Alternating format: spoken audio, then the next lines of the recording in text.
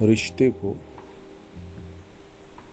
छोड़ना जानते हैं, छोड़ने की कोशिश करते हैं, तोड़ने की कोशिश करते हैं कि अब मुझे इसके साथ में नहीं रहना है, या हस्बैंड बोलेगा मुझे इसके साथ में नहीं रहना है, वाइफ बोलेगी मुझे इसके साथ नहीं रहना है। ऐसे रिलेशन क्या टूटने चाहिए?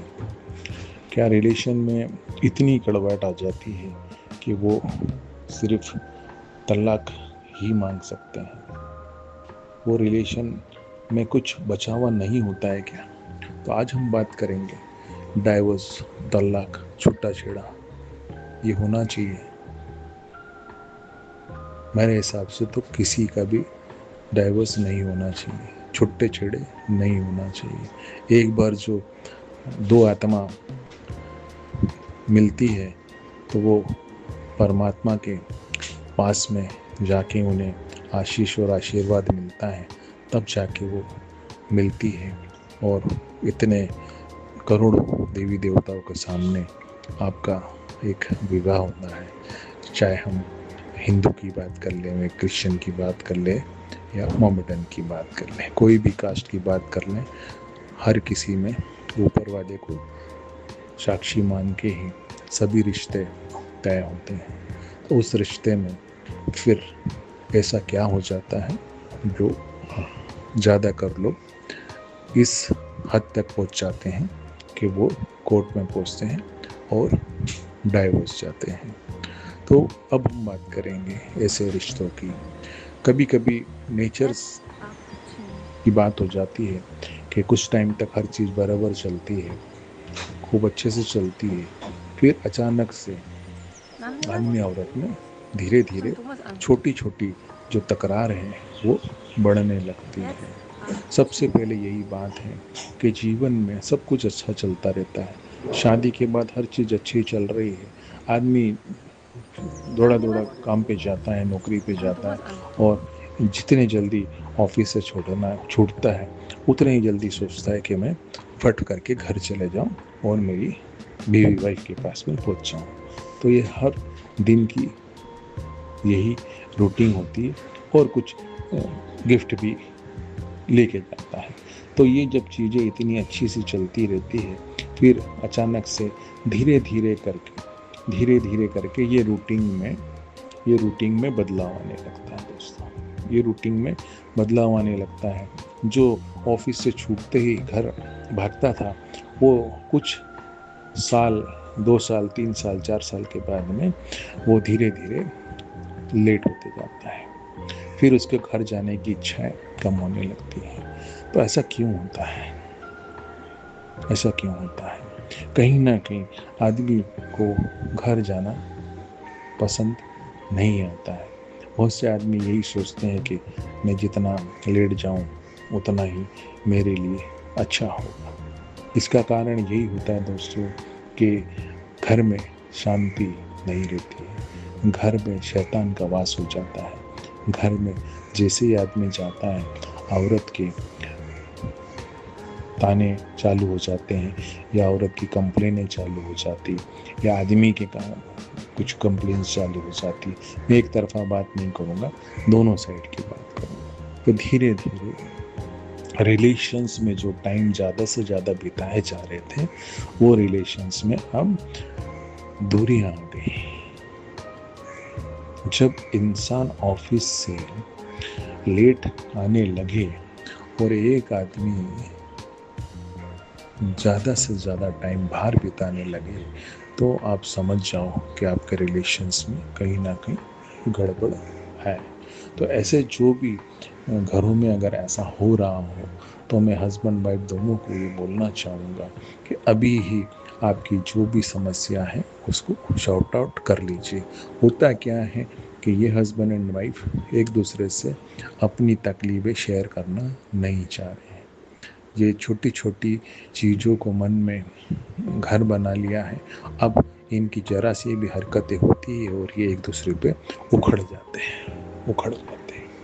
झगड़े का इसको बोलते हैं कि एक बहाना, एक मौका ढूंढते हैं और वो झगड़ा, छोटा सा झगड़ा बड़ा हो जाता है और ये चीज़ चलते चलते इस हद तक आ जाती है कि बात तलाक पर आ जाती है। अब जो भी मेरे दोस्त कपल्स, मैरिज कपल्स तलाक लेने की सोच रहा है, उसकी वजह एक ही होगी या दो होगी या तीन होगी। तो जो भी हस्बैंड वाइफ है, मैं उनको ये पूछना चाहूँगा कि आप अपने दिल पर हाथ रख के ये बोलिए कि आपकी वाइफ ने जो भी उनने गलती करी, उसके अलावा कोई भी ऐसी अच्छी बात नहीं है जिसके लिए आप रिश्ता कायम रख सकते हैं। और वाइफ को मैं पूछता हूँ कि अपने दिल पर हाथ रख के आप बोलिए कि आपके हस्बैंड ने जो भी 2-3 गलती करी, उसके अलावा उनमें कोई ऐसी अच्छी आदत नहीं है जिनके लिए आप उनको माफ़ कर सकती है। ऐसा हो ही नहीं सकता कि एक आदमी में सिर्फ गलती ही गलती हो और एक औरत में सिर्फ गलत ही गलत हो। ऐसा हो ही नहीं सकता दोस्तों। अगर ऐसा होता तो आपकी शादी ही नहीं होती, आपकी शादी ही नहीं होती। तो हमेशा एक आदमी में 100 अच्छाई होती है, पर एक गलती के हिसाब से आदमी बुरा बन जाता है, गलत बन जाता है, औरत गलत बन जाती है, बुरी बन जाती है। और ये जो धीरे धीरे आपका समय जो छूट रहा है, आप एक दूसरे से दूर हो रहे हो, इसके अंदर फिर कोई तीसरा फ़ायदा उठाता है।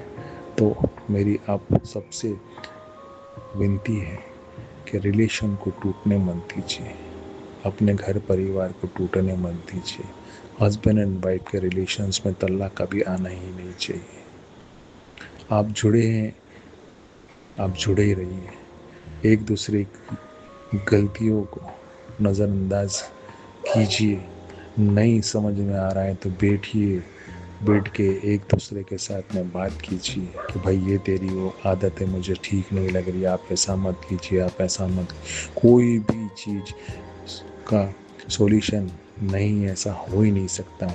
बट आप लोग उस सॉल्यूशन में ध्यान नहीं दे रहे हो, आप प्रॉब्लम्स पे ही ध्यान दे रहे हो और प्रॉब्लम को बढ़ाते जा रहे हो। एक सॉल्यूशन, प्रॉब्लम आई उसी टाइम उसको शॉर्ट आउट कीजिए और जीवन में आगे बढ़िए। दोस्तों, तलाक जीवन का एक बहुत ही कड़वा सिस्टम बना है। ये सिस्टम बहुत ही रेयर केस में यूज़ होता है, हर किसी के लिए तलाक नहीं बना हुआ है। इसके लिए अपने अच्छे रिलेशंस को तलाक के नाम पे मत तोड़िए, अपने हस्बैंड एंड वाइफ के रिलेशन को मत छोड़िए।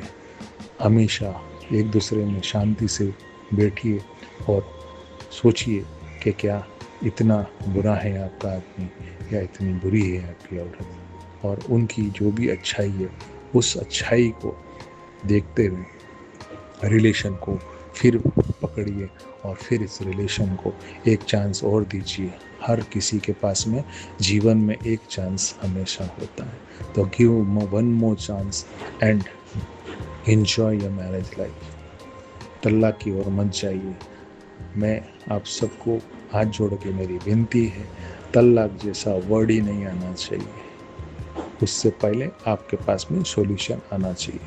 आप एक दूसरे के साथ में हंस खेल के शादी करके इतने टाइम तक साथ में रहे हो, तो आपकी प्रॉब्लम बोलने में एक दूसरे को क्या है। एक दूसरे के मन में मत रखिए, उसको कैंसर की तरह बड़ा मत कीजिए, उसको ब्लास्ट मत होनी चाहिए। उससे पहले ही आपकी सारी प्रॉब्लम को शॉर्ट आउट कीजिए और तलाक की ओर मत जाइए। स्वस्थ रहिए, मस्त रहिए। मेरी स्टोरियाँ अच्छी लग रही है तो चैनल को लाइक कीजिए, सब्सक्राइब कीजिए और शेयर ज़रूर कीजिए। बाय।